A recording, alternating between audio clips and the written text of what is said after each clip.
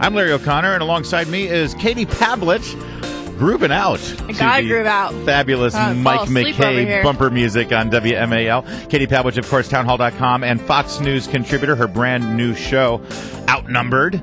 You can see her at noon every day. And you got a brand new book coming out next week. Next week, Salt and Flattery, available for pre-order now on Amazon. But your first book was Fast and Furious, where you went in depth on the Fast and Furious scandal and named names quite a bit and pointed the finger of blame at one Attorney General Eric Holder, which brings us to our next guest, John Fund, National Affairs columnist for National Review Online, and his brand new book, of course, about Eric Holder, Obama's...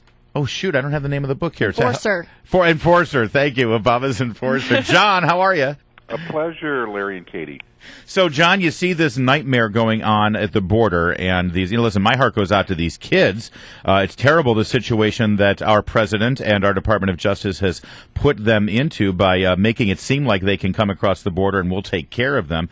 Has Eric Holder said anything about this? He seems to be the invisible man when, you would think part of his job is to enforce the American border.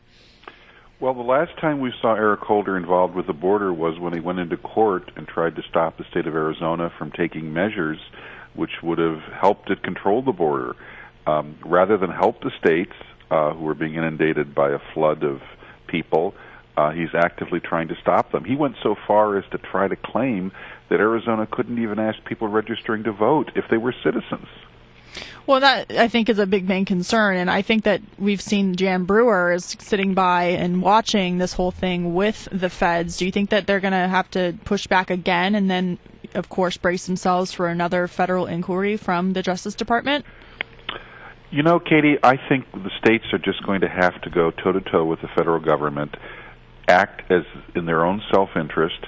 I mean, this is clearly something where the federal government is playing the states off against each other. One state complains about too many unaccompanied minors coming in, so they move them to another state. That's what this standoff in Murrieta, California is all about. It's a shell game, and it is a travesty because the pawns here are kids. Yeah. Mm-hmm.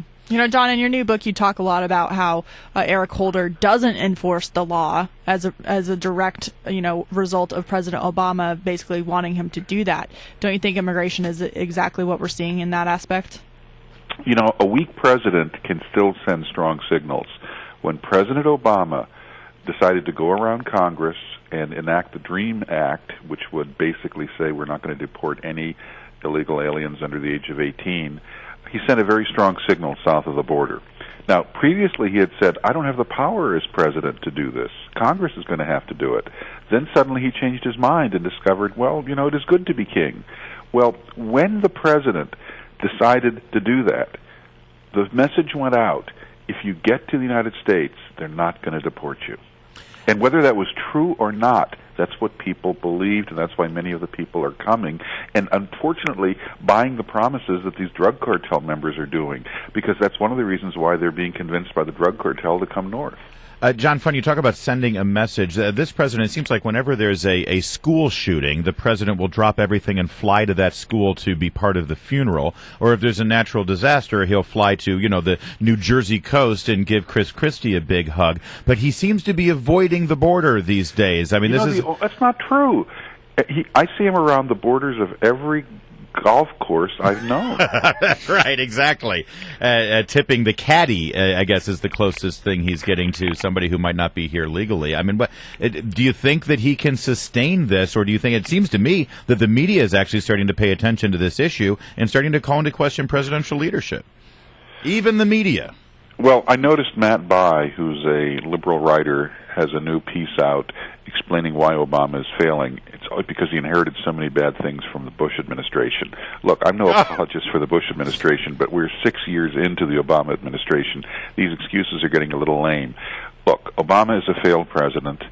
John Zogby, the pollster, just said, look, it's all over. People have decided, the next 2 years are not going to bring us anything good. We're just going to have to wait this guy out. It's very sad because, Dinesh D'Souza's movie comes out this week and says, there are people in America who are happy to manage our decline. Unfortunately, we seem to have one of them in the White House.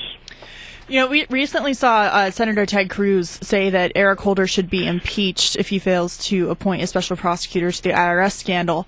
Do you think that's actually going to happen? I mean, I don't see Eric Holder either being impeached or appointing a special prosecutor because the Justice Department was wrapped up in the IRS targeting with the IRS. Well, Katie, impeachment sucks all the oxygen out of a room, and frankly, it wouldn't happen because, of course, the Senate would reject it. But I think what can happen is, and this harkens back to the Watergate days, federal judges in Washington, D.C. are handling cases from groups that were targeted by the IRS. They could order special audits of the IRS by outside experts to try to figure out exactly what happened.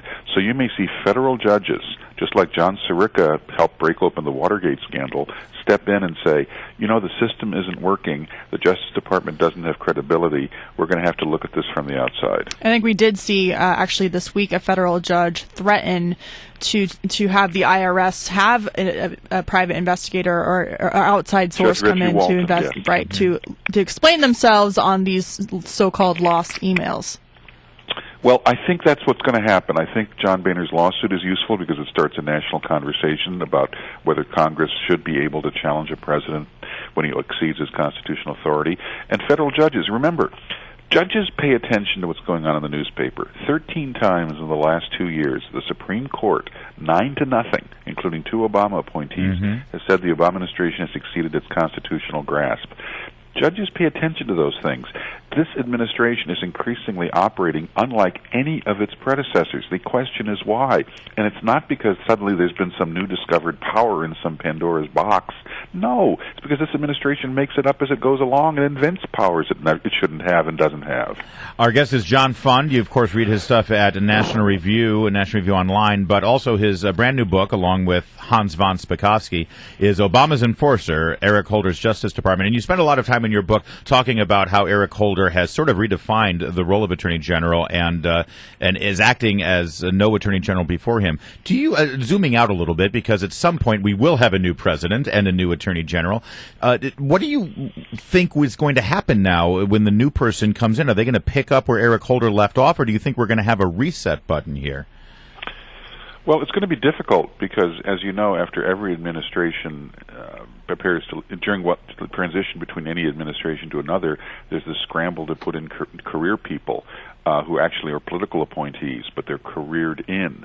I think that anyone who inherits Eric Holder's Justice Department is going to inherit a very hostile environment in which there are going to be thousands of very embittered liberal Democrats who will try to thwart whatever they're trying to do, even if, frankly, they're another Democratic president with different priorities. Meaning, you know, let's say it's President Hillary Clinton or President Martin O'Malley, they're still going to inherit an incredibly radical Department of Justice that may even be more radical than they. Yes. Yeah. Well, that's a rosy picture, John Fund. Another reason why the Republican Party needs to hunker down and really do it right this time around. Thanks for joining us, sir. Thanks. And the book is Obama's Enforcer, Eric Holder's Justice Department. Thank you, sir. Enjoy your Independence Day.